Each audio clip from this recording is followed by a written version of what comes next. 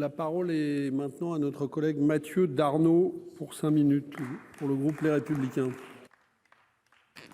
Monsieur le Président, Madame la Ministre, Madame la Présidente de la délégation aux collectivités territoriales, chère Françoise Gatel.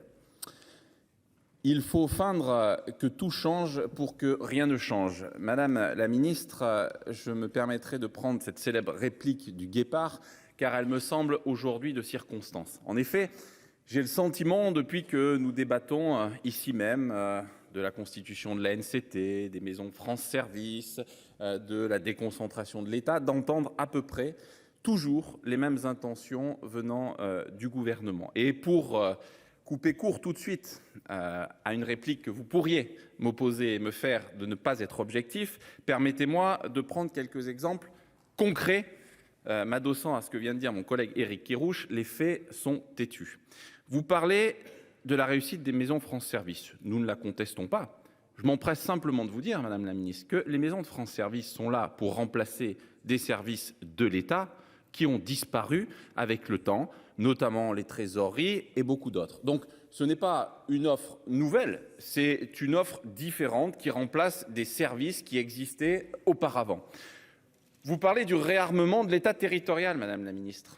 Alors moi, je vous invite très clairement, puisque vous êtes encline à faire des déplacements, et c'est très bien, je le salue, à venir dans mon beau département de l'Ardèche, qui vous permettra de mesurer que les annonces faites par le gouvernement, notamment au centre des impôts de Tournon, on a parlé de la DDFIP, où il avait été annoncé 50 moyens supplémentaires. Nous attendons toujours le premier de ces moyens. Je vous invite à venir dans la sous-préfecture de l'Argentière ou de Tournon-sur-Rhône pour voir que cet État territorial dont vous parlez, oui, il a besoin d'être réarmé, mais réarmé avec des moyens humains. Et cela, nous l'attendons de pied ferme.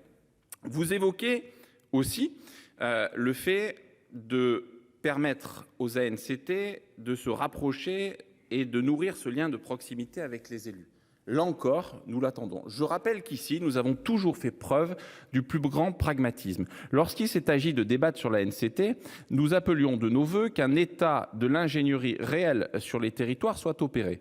Pardon de vous le dire, nous l'attendons toujours. Et nous attendons surtout que les actions qui soient mises en œuvre sur nos territoires, vous avez parlé de petites villes de demain, puissent, au-delà des moyens d'ingénierie qu'elles généreront, générer aussi et appeler de nouveaux moyens financiers, car l'ingénierie c'est bien, faut-il encore que l'État puisse donner des moyens complémentaires pour permettre la réalisation de ce qui sera produit par l'ingénierie.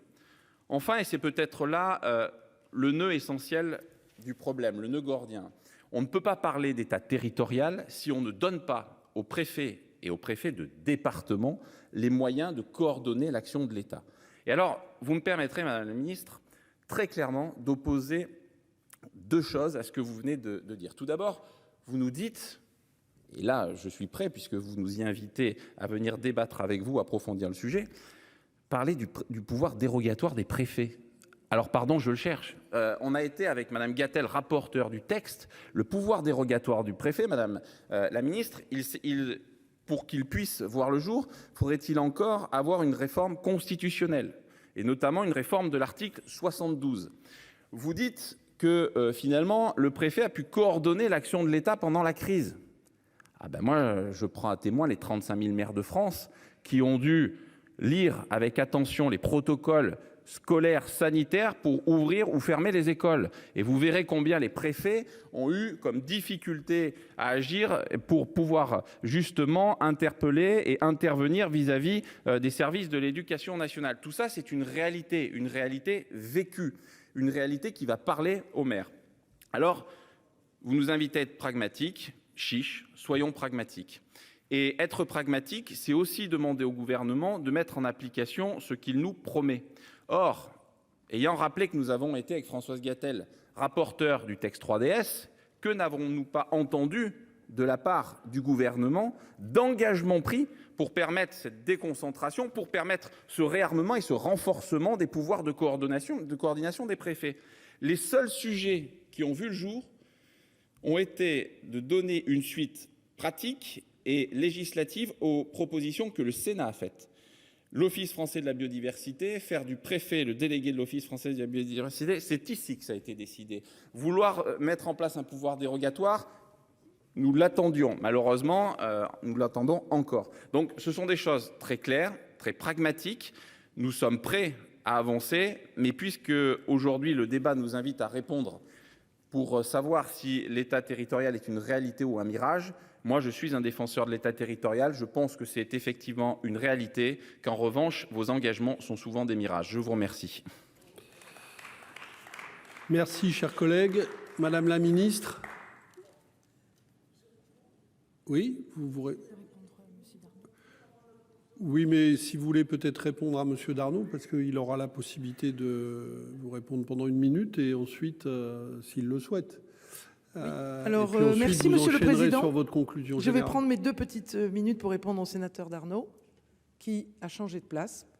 Il est revenu à la sienne.